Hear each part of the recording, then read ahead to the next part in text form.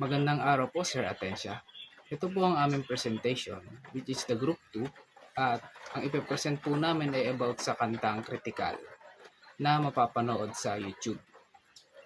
And tayo ay dumapo na sa unang part ng aming presentation. Ang kantang Kritikal na pinatugtog at isinulat ng grupong Stick Figas na binubuo ni Looney at Ron Henley kasama ang iba pang miyembro ng grupo. Ang awiting ito ay kabilang sa kanilang album na Critical Condition na unang inilabas noong 2006 at muling inilabas ng digital noong Hulyo 10, 2017 sa ilalim ng Artifice Records. Isang makapangyarihang piraso ng OPM hip-hop rap. Ang critical na tumatalakay sa mga isyung panlipunan, paghihirap ng bayan, at panawagan para sa pagkakaisa sa gitna ng pagsubok. Makikita sa mga linyang sawang-sawa ka na ba sa mga kamalasan na nangyayari sa ating bayan na nasa bingit ng kamatayan sa pagkakaparalisa. Iyon. Ito ay patunay na malalim at makabuluhang linyahan na tumatak sa nakararami na pinakinggan hanggang ngayon.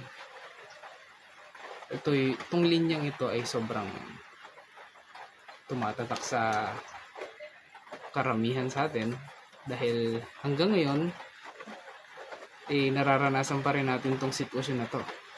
Kaya itong likhang sining ng Stick Figas ay napakaganda, effective. Ang Critical ni Stick Figas ay isang Pilipino hip-hop tungkol sa do or die na sitwasyon. Pinag-uusapan dito yung survival sa kalsada, pag-grind sa pera, pag-iingat sa kaaway at peke. At dapat laging iniisip natin mga tao na dapat sharp yung utak natin pagdating sa mga ganang bagay na kung saan kumakaharap tayo ng mga sitwasyon na nagkakaroon ng conflict sa buhay natin at sa buhay ng ibang tao. Maraming nakalirate kasi yung critical din yung nararanasan ng mga kabataan Pinoy ngayon sa pera, pamilya at school. Kaya sumikat siya sa TikTok as grind mode anthem para sa mga taong need maging focus sa pagiging matatag at kapag seryoso nila sa buhay. Kasi maraming tao ngayon ang nahihirapan at kumakaharap sa krisis dahil sa sinasabi nating gobyerno na nagbibigay ng mga bagay na hindi naman natin ina-expect na mangyayari sa ating bansa. Bilang isang Pilipino, tayo ang nakakaramdam ng paghihirap, krisis, at problema sa ating bansa na kung saan tayo din ang nagdesisyon kung paano nila kokontrolin ang ating bansa dahil nasa sa atin ang susi para magkaroon sila ng way sa pamamalakan nila. Ang mensahe ng kantang ito ay tungkol sa pagiging mapanuri at pagkakaroon ng sariling pag-iisip. Ipinapakita sa kanta na ito na hindi dapat tayo basta-basta naniniwala sa lahat ng bagay na naririnig o nakikita natin. Inihikayat tayo ito na magtanong, mag-isip ng mabuti at alamin muna ang katotohanan bago tayo maniwala o bumuo ng sariling opinyon. Then, ipinapakita rin ng kanta na ito na mahalagang maging aware tayo sa mga nangyayari sa ating paligid kasi hindi lahat ng mga bagay ay dapat tanggapin bilang tama or normal. May mga sitwasyon din na kailangan nating tignan ng mas malalim para maintindihan natin kung ano ba talaga ang nangyayari. Then, para sa akin naman is gusto ng kanta na ipaalala sa mga listeners na gamitin ang kanilang sariling isip at wag basta-basta magpadala sa maimpluwensya ng ibang tao.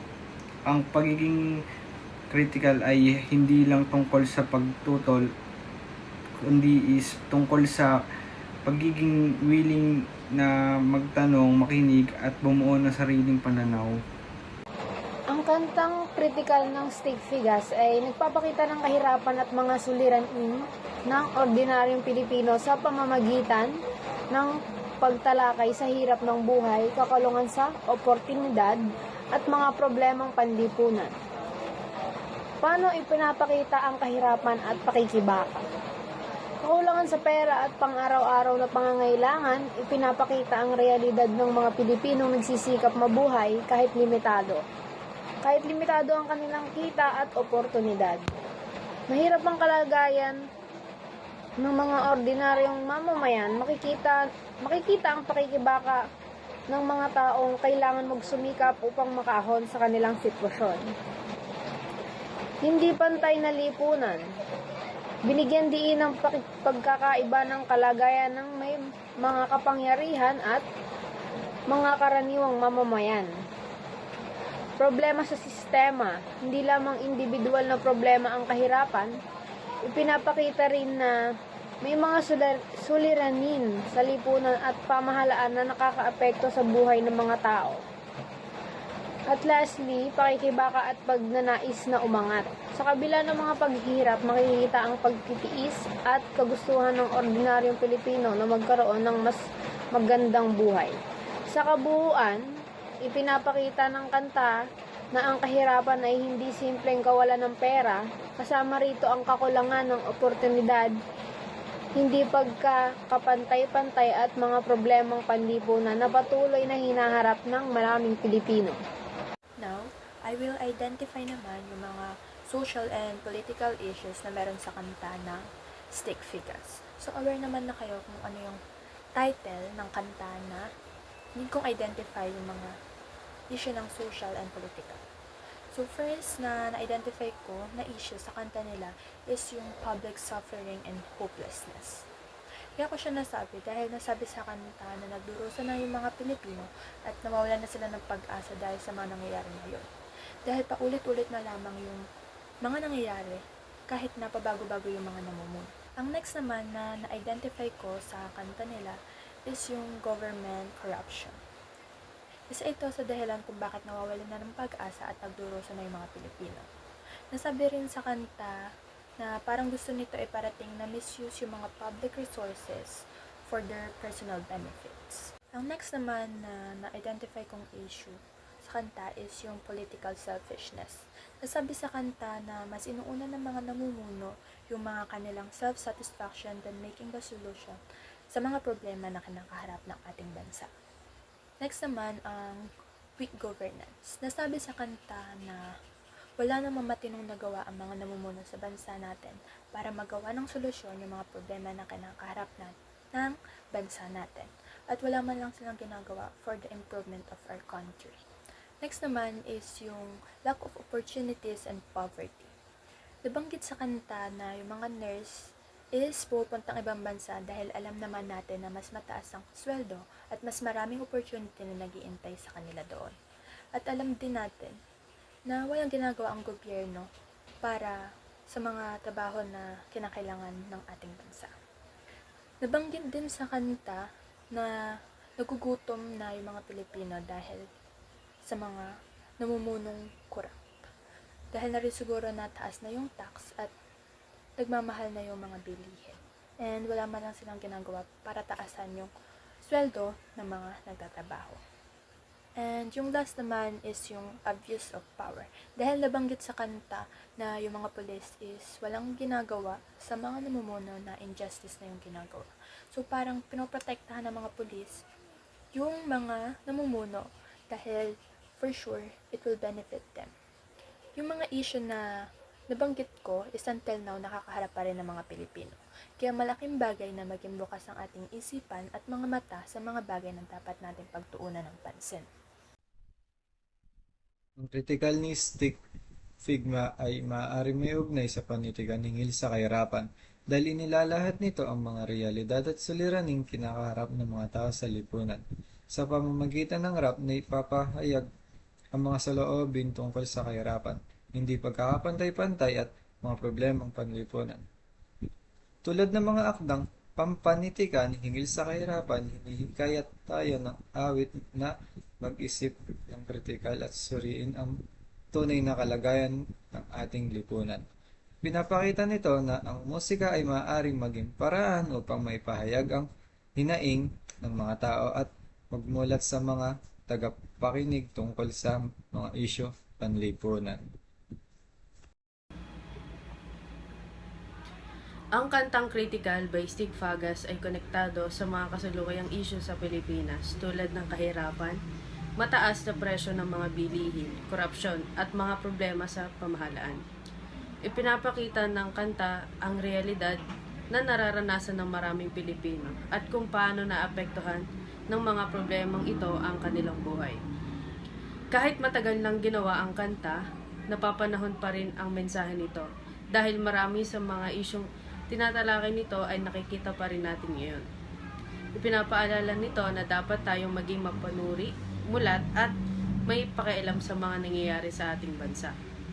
Dahil ang pagbabago ay nagsisimula rin sa pagiging aware at pakikihalok ng bawat isa. So, overall, or in conclusion, base sa mga na pahayag or nabanggit ng mga unang presenter or reporter, yung kantang Critical daw ay hindi lamang isang rap song, kundi isa ring way o paraan ng pagpapahayag ng mga nararanasan nating mga Pilipino. And included doon yung kahirapan, korupsyon, inequality, at iba't iba pang issue o problemang pampolitika at panlipunan. And ayun, yung kantang Critical ay maiko-connect din natin sa last topic natin or last lesson natin, which is yung panitikan hinggil sa kahirapan, kasi pareho nitong pinapakita yung realidad at yung pakikibaka nating mga Pilipino sa nararanasan nating kahirapan. And ayun, pinapaalala din ng kanta na mahalagang maging aware tayo, magkaroon tayo ng pakialam, and maging observant tayo sa mga nangyayari sa lipunan natin or sa bansa natin. And ayun, kahit matagal nang nilabas yung kantang to, nananatili pa rin na mahalaga yung mensaheng dala ng kanta na yon. Kasi maraming ang issue na nabanggit dun sa kantang yon na until now nga ay nararanasan pa rin natin. And bilang mga kabataan, mahalaga na maging observant pa rin tayo. And mahalaga talaga na hindi lang tayo basta aware sa nangyayari sa atin, kundi magkaroon tayo ng pakialam, maging observant tayo para kahit papano ang hindi lang tayo may alam, kundi may opinion din tayo or may maitutulong tayo kung sakali mang kinakailangan. And ayun lang po, pinapaalala lang talaga sa atin ng kantang Critical na matagal nang na ilabas or na-release, na ayun nga po, mahalaga talaga na, and ayun, pinapaalala nung kantang Critical na isinulat or kinanta ng grupong Stig Fagas, kung tama man ang pagkaka-pronounce ko, na ang nagsisimula daw ang pagbabago sa pagkakaroon ng kamalayan at pag-unawa sa tunay na kalagayan ng ating bansa. And ayun lang po, salamat sa pakikinig sa group 3, sa group 2, sa group 2 patungkol sa aming critical analysis sa kantang Critical by Stig Fagas.